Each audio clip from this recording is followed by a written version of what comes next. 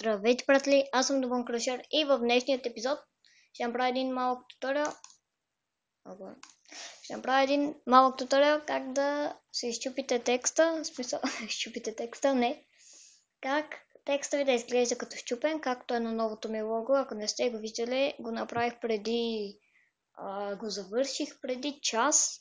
И да, можете да го видите. То е на канала ми с другото там, с логото ми и другото.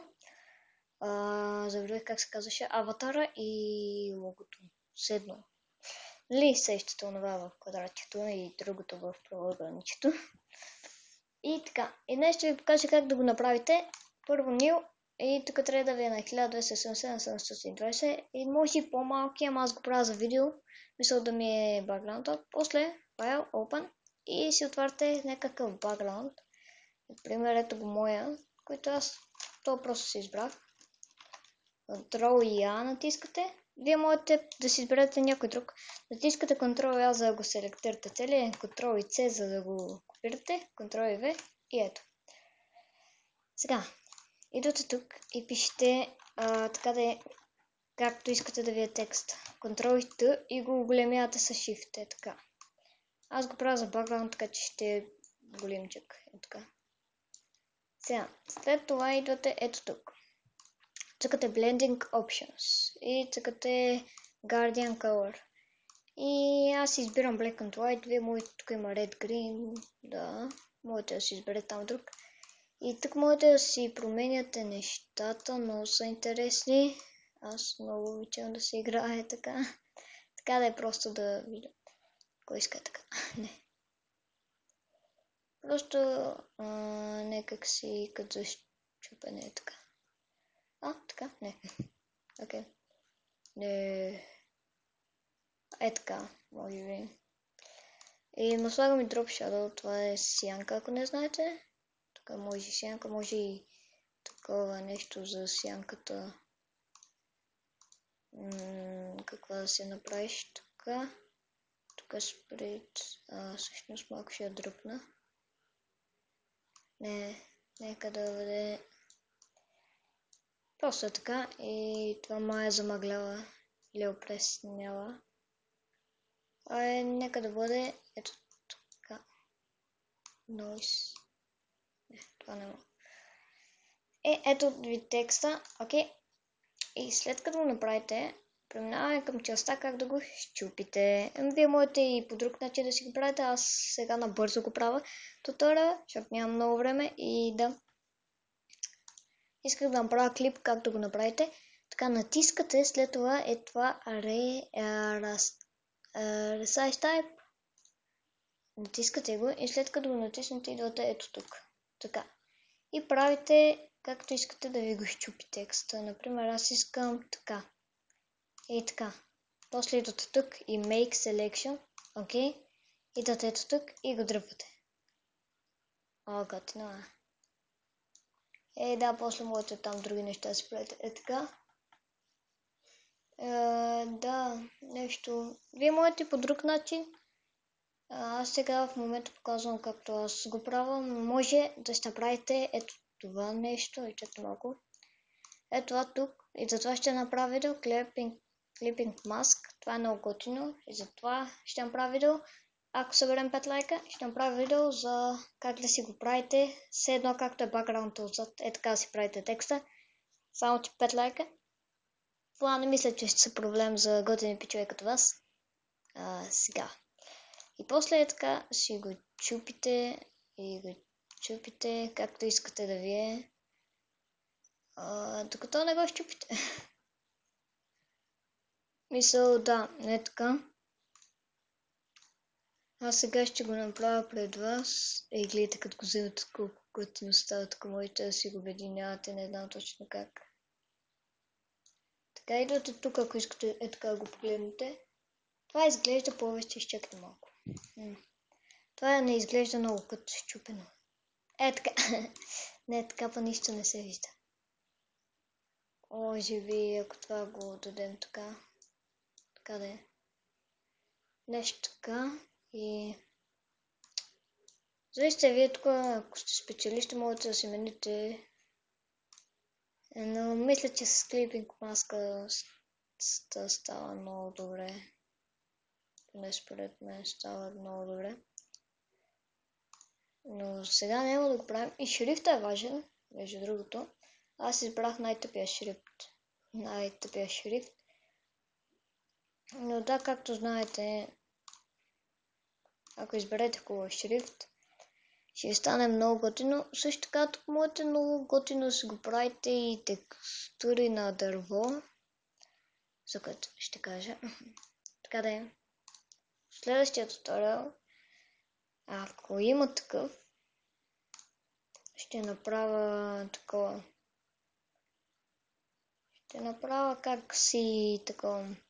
Как да направите да ви изглежда текста като дърво или да ви изглежда като бакграунд отзад, защото е супер яко така.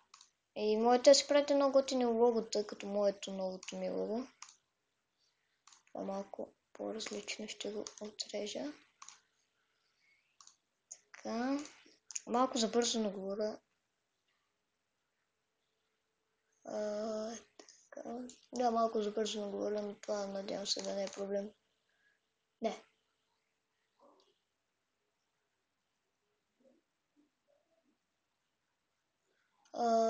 Как да го правя?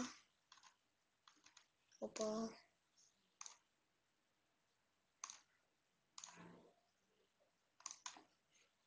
Добре, това не стана както го очаквах. Всъщност... Да, от тук можете да си ги махате. Е така. И това стана едно, така че просто... Седна. Идете пак тук и това го махате, защото не ви трябва. И ето първата буква е готова, а сега втората мисля, можете много готино да си ги чупите. Ей, аз тук се омазах. Така, можете много готино да си ги чупите. Както вие си харесате, просто трябва да направите това, което ви казах. Смисъл. Да, тук да таковате, това е задължително там. И да, така ще стане. Ето. Вие вярвам, че сте по-изобретателни от мен и можете да направите по-хубави неща. Аз просто не мисля. Мисля, вече днеска правих един такъв и беше трудна работа и само музика ми е изчерпан за идеи. И така. А Vector Mask какво е? И ето така можете да правите. Това тук ще го научавам, може някой ден да ми потреба. С Ctrl и Z връщате назад, ако не знаете. Така. И трупаш.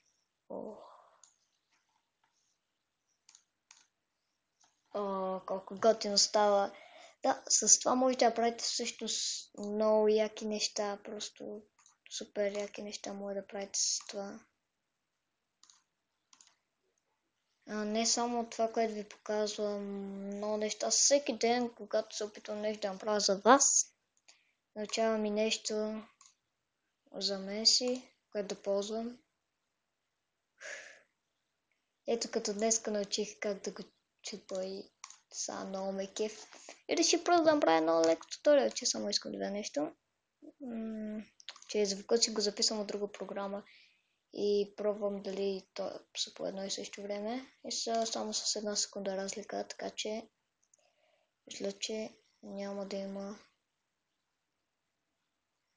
Сега. Искам тук да щупя така. От тук на тук. От тук. От тук. Е така.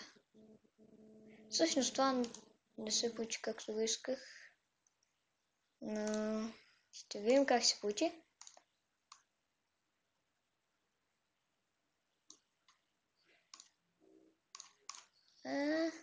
Не.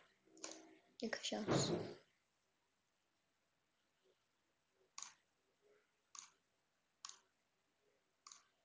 Така. Тук ще ги махнем, че ще ги разкараме. Защото не се получи. така. Така. Тук можете всякакви форми, просто стига да искате. Ще го направите. Да, стига да искате. Но това не му трябва толкова опит. Аз мислех, че това е много трудно да чупите текст и сега ми беше страх да видя как се прави, защото много работа. Не, че много работа, мислех си, че няма да мога да го прави. Но един път погледнах днес заради вас и ето, че го мога вече. Макар да не е the best, както на някои хора. Още се уча първи ден. От първия път не може да се научите да правите нещо. Само ако сте големи късметли. Аз не съм такъв. Да, в скоро време може би ще направя клип как анбоксвам новите ми слушалки. Анбоксинг, кой не иска. Отдавна аз не съм правил анбоксинг, между другото. Да, трябва да направя един анбоксинг. Че го загубих. Да, ето как ще изглежда и текста. Там се опитах един път да го срежа и не успях. Пак не успях.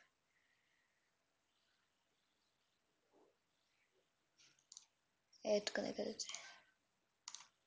Едно остана. Трябва пак да го щупат тук и не знам как е така. Така. И така. Това може и да стане. Make selections, окей. И така. Получи се. Ето един туториал и от мен. Как да си направите fancy текст, в смисъл готин, щупен, як, кеф текст. Може и други неща, може много други неща. Аз сега сещам за поне 10 000 други неща. И да, надявам се клипа ви харесал. Аз бях The Bone Crusher. Вие бяхте те, които ме гледаха. Ако някой ме гледа още. И да, 5 лайка, правя видео за как да си го направите като бакграунд. Той отзад, текста. Да, надявам се клипа ви харесал. За вас бях The Bone Crusher. И ще се видим в някой далечен епизод. И искам да пробвам нещо, дали мога така да спра с F9. Спрях ли? Всъщност така се спира на пауза. Да, надявам се клипа ви харесал. Аз бях The Bone Crusher. И довиждане.